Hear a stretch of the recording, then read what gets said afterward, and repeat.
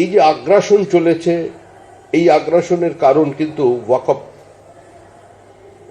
বিল নয়, এই সংশোধনী বিল নয়। এর একটা মাধ্যম হিসেবে বেছে নিয়েছে পশ্চিমবঙ্গে শক্তি প্রদর্শন করবার জন্য। আজকে র্যাডিক্যালাইজেশন গ্রাস করছে গোটা পৃথিবীকে। পৃথিবীর কোনো দেশ আজকে কার্যত র্যাডিক্যালাইজেশন থেকে মুক্ত নয়। এই ধর্মান্ধ ইসলামিক ফ্যাসিজমের বাইরে কেউ নয়। বেলজিয়াম আক্রান্ত, ব্রিটেন আক্রান্ত, ফ্রান্স আক্রান্ত, জার্মানি আক্রান্ত, কেউ এর বাইরে বেরিয়ে আসতে পারেনি। কানাডার সরকার কার্যত আত্মসমর্পণ করেছে। আমেরিকা ভিন্নভাবে এই ঘটনাকে চাপা দেবার চেষ্টা করছেন, কিন্তু বাস্তব অর্থে তারাও বহু সমস্যার সম্মুখীন। আজকে অনেকগুলো প্রশ্ন কিন্তু আমাদের সামনে দাঁড় করিয়ে দিয়েছে এই ওয়াকফ এর আইন। দেখুন, পৃথিবীতে একটাই দেশ ধর্মের নামে তৈরি হয়েছিল, তার নাম হচ্ছে পাকিস্তান। ধর্ম যদি কোনো রাষ্ট্র তৈরি করে দিতে পারত এবং স্টেট ডক্ট্রিন ইসলাম যদি ইউনিফিকেশনকে বজায় রাখতে পারত, তাহলে বাংলাদেশের জন্ম হতো না। যদি ধর্মই রাষ্ট্র তৈরি করে দিতে পারত, তাহলে আরবে 22টা আলাদা আলাদা দেশ তৈরি হতো না। ধর্মই যদি বিভিন্ন ক্ষেত্রে কূটনৈতিক বিভিন্ন বিষয়ের সমাধান করে দিতে পারত বা সংঘবদ্ধতার মধ্যে দিয়ে ধর্মের নামে কাউকে প্রতিহত করতে পারত, তাহলে আমেরিকা ইরানে বোমা নিক্ষেপ করবার জন্য যে এয়ারস্ট্রিপের উপর দিয়ে এসেছে, প্রত্যেকটাই ইসলামিক দেশের এয়ারস্ট্রিপ। তারা কিন্তু সেখানে বাধা দেয়নি। কিন্তু যখনই এটা মধ্যপ্রাচ্য পেরিয়ে সম্পূর্ণ আমাদের দেশের কাছে আসছে, তখনই পরিস্থিতিটা বদলে যাচ্ছে। যে বাংলাদেশে জন্ম দিলেন শ্রীমতী ইন্দিরা গান্ধী, আজকে ইন্দিরা গান্ধীর কুশপুত্তলিকার সঙ্গে যে কদর্য ব্যবহার করা হচ্ছে, সেটা সভ্য জগতে আধুনিক পৃথিবীতে কোথাও মানুষ দেখেনি। ইন্দিরা গান্ধীর নামাঙ্কিত লাইব্রেরি 70,000 বই ছিল, সেখানে সম্পূর্ণ ভস্মীভূত করে দিয়েছে। আমরা বারবার একটা কথাই বোঝাতে চাইছি, এই যে ওয়াকফকে কেন্দ্র করে পশ্চিমবঙ্গের বিভিন্ন প্রান্তে সংঘর্ষ হলো। একজন হিন্দু মহিলা দাঁড়িয়ে বলছেন বিবাহিত মহিলা বিএসএফকে যে আপনারা গুলি করুন, আমার বুক ঝাঁঝরা করে দিন, আমি আপনার হাতে মরতে চাই, কিন্তু অন্যের হাতে শরীরটা আমি অপবিত্র করতে চাই না। এই দৃশ্য কিন্তু ভারতবর্ষে কোথাও কেউ মানুষ দেখেনি। যখন কার্যত কাশ্মীরে এথনিক ক্লেন্সিং হয়েছিল, হিন্দু পণ্ডিতদের, কাশ্মীরি পণ্ডিতদের ওখান থেকে চলে আসতে হয়েছিল, তখন তারা নিগৃহীতা হয়েছিলেন, ধর্ষিতা হয়েছিলেন, খুন হয়েছিলেন, তাদের শরীরের বিভিন্ন অঙ্গে। আসল বিষয়টা কি?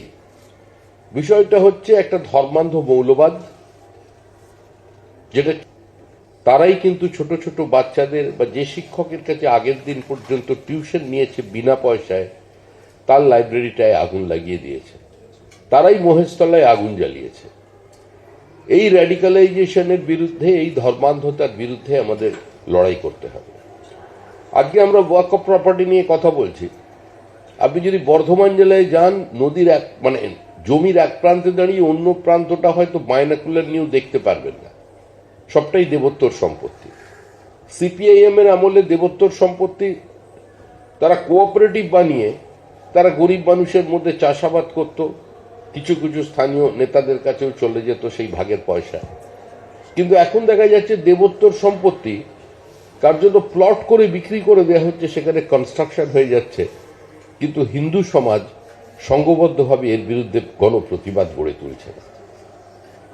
এর মধ্যে দাঁড়িয়ে আজকে হিন্দি সংস্করণ অনুবাদ হচ্ছে। জন চেয়েছিল, তারা কিন্তু আজকে পশ্চিমবঙ্গকে ব্যবহার করছে শুধুমাত্র একটা সেন্টার হিসেবে, তারপর বিভিন্ন রাজ্যে ছড়িয়ে পড়ছে। এই মুহূর্তে গুড়গাঁও কিংবা নয়ডায় কাজের লোক পাওয়া যাচ্ছে না, বা যারা বাড়িতে গৃহপরিচারিকার কাজ করতেন, যারা 7,000 টাকা নিতেন, তারা 14,000 টাকা ডিমান্ড করছেন, কারণ কাজ করার লোক নেই। বিহারে এসআইআর শুরু হয়ে যাবার পরেই তারা সেখান থেকে বহু মানুষ আতঙ্কে অন্য জায়গায় চলে গিয়েছে। গুলশান কলোনি নিয়ে এত আলোচনা নামে, কিন্তু প্রশ্ন হলো গুলশান কলোনি হলো কি করে? পশ্চিমবঙ্গে দুটো রামসার সাইট আছে যার আন্তর্জাতিক স্বীকৃতি আছে, একটা সুন্দরবন এবং দ্বিতীয়টা ইস্ট ক্যালকাটা ওয়েটল্যান্ড।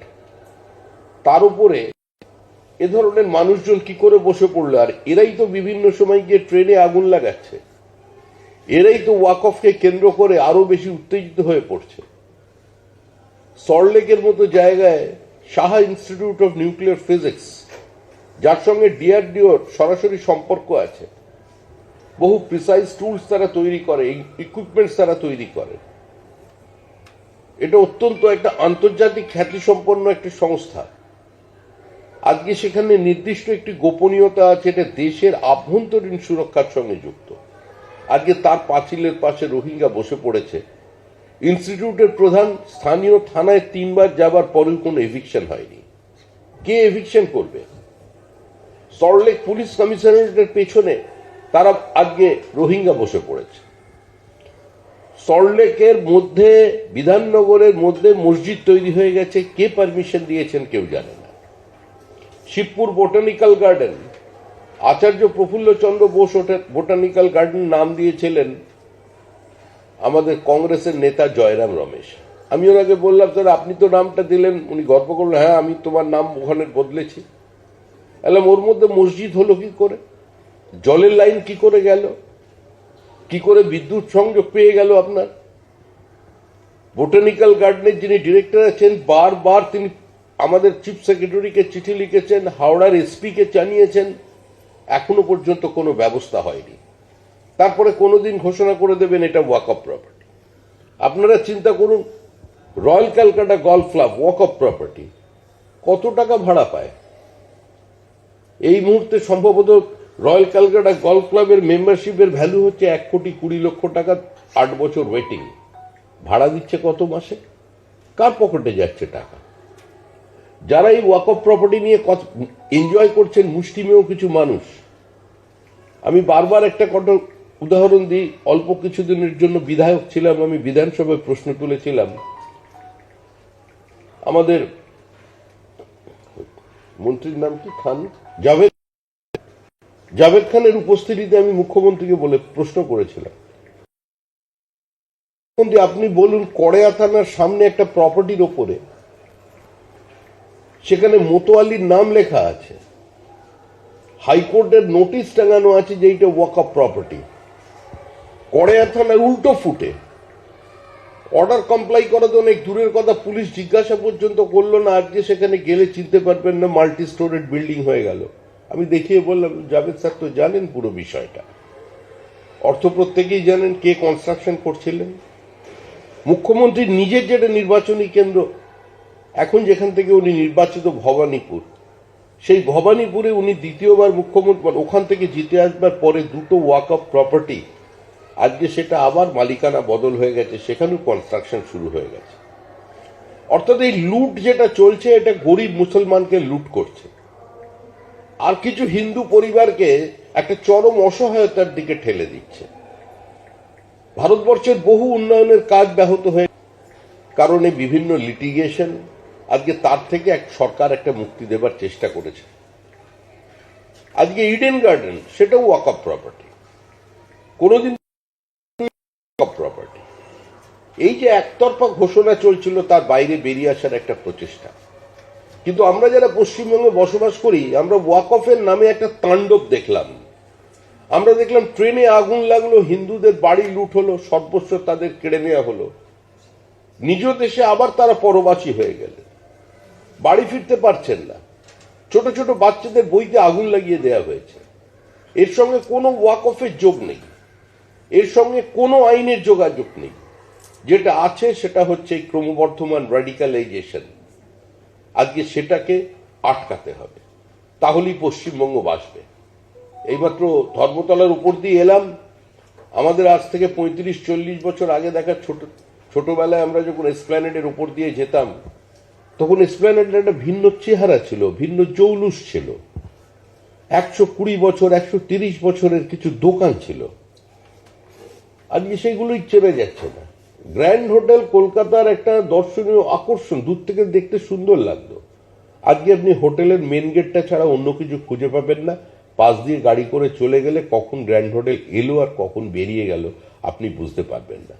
গ্র্যান্ড হোটেলের আগের ফুটে লিডসে ঢোকার মুখে কত প্রাচীন দোকান, বিদেশি দোকান পর্যন্ত ছিল, পরবর্তীকালে অ্যাংলো ইন্ডিয়ানদের হাতে এসেছিল, সেই দোকানগুলোও যাচ্ছে না, সমস্ত ফুটপাত দখল হয়ে গেছে।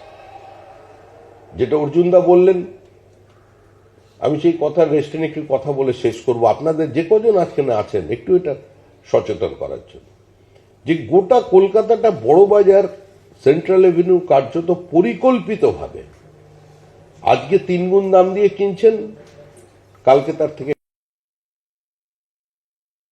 কলকাতার একজন বিখ্যাত জুয়েলার, বড়বাজারে 3 পুরুষের ব্যবসা, তার একটা বড় গদি আছে, সেটা পরিষ্কার পরিচ্ছন্ন রাখা হয়, দরজা বন্ধ তার 30 বছর ধরে, কিন্তু সেটা তারাকে মেনটেন করেন। 25 বছর আগে তারা দোকানটিকে, মানে তাদের ব্যবসা ওখান থেকে থিয়েটার রোডে নিয়ে চলে গেছে,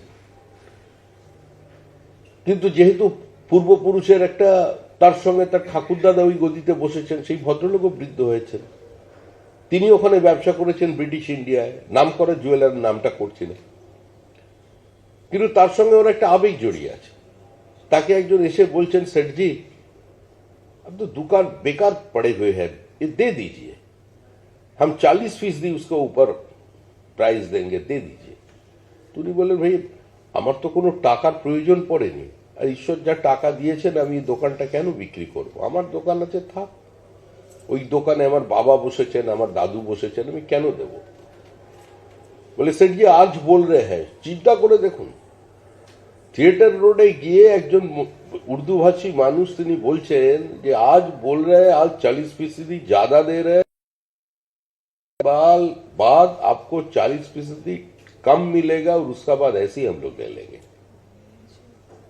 আমাদের যিনি কলকাতা কর্পোরেশনের মেয়র, তিনি প্রকাশ্যে বলছেন সেদিনের বেশি দেরি নেই যেদিন 50% মানুষ উর্দু ভাষায় কথা বলবে। অর্থাৎ আমরা এই ওয়াকফ নিয়ে আলোচনা করি, কিংবা কোনো বাংলাদেশি অনুপ্রবেশকারী নিয়ে আলোচনা করি, রোহিঙ্গাদের নিয়ে আলোচনা করি, কিংবা silent demographic invasion, changing of demography নিয়ে কথা বলি, আমাদের একটা বিশেষ ঘটনার কথা মনে রাখতে হবে, যে শ্যামাপ্রসাদ মুখার্জি রবীন্দ্রনাথ ঠাকুরকে কলকাতা বিশ্ববিদ্যালয়ে আহ্বান করেছিলেন কনভোকেশন মিটিংয়ে বাংলায় বক্তৃতা করার জন্য। সেটাই ছিল ব্রিটিশ ইন্ডিয়ায় প্রথম কোন বিশ্ববিদ্যালয়ে কোন উপাচার্য স্থানীয় ভাষায় বক্তৃতা দেওয়ার একটা উদ্যোগ নিয়েছিলেন।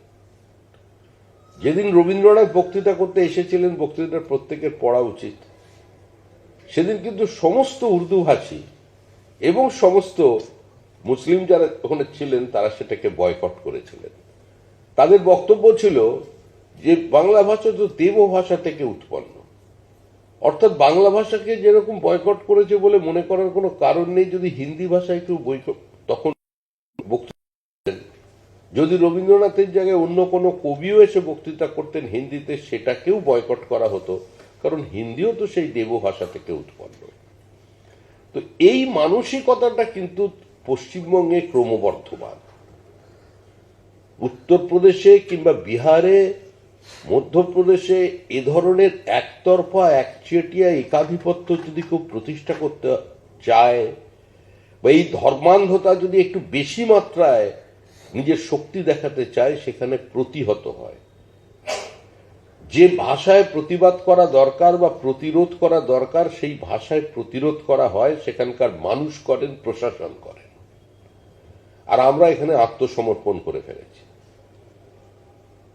এখানে আমরা আত্মসমর্পণ করে ফেলেছি। অনেক লেখক গান্ধীজির সমালোচনা করেছেন, যে গান্ধীজি একবার বলেছিলেন, যখন ওই হিন্দু মহিলারা তার কাছে গিয়ে দুঃখ দুর্দশার কথা বলেছিলেন, অত্যাচারের হওয়ার কথা, গান্ধীজি বলেছিলেন, যদি তোমাদের যদি কেউ ধর্ষণ করে, তাহলে মুখের জিভটা কামড়ে তোমরা নিঃশব্দে শুয়ে থাকো, মেনে নাও, কারণ ঈশ্বর ওইটা চাইছে। মানে when rape is inevitable, lie straight and enjoy it।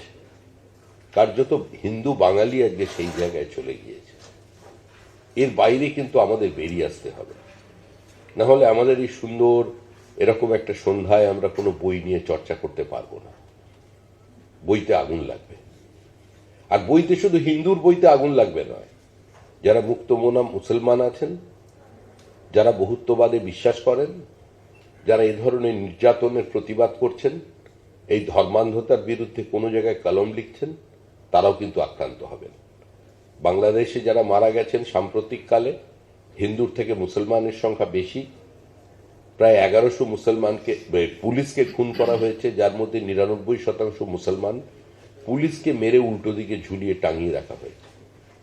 রবীন্দ্রনাথের মূর্তি ভাঙা হয়েছে, রবীন্দ্রনাথের ছবিতে আগুন লাগিয়ে দেওয়া হয়েছে, রবীন্দ্রনাথের লেখা জাতীয় সঙ্গীত বাংলাদেশে চলবে না বলে আন্দোলন হয়েছে।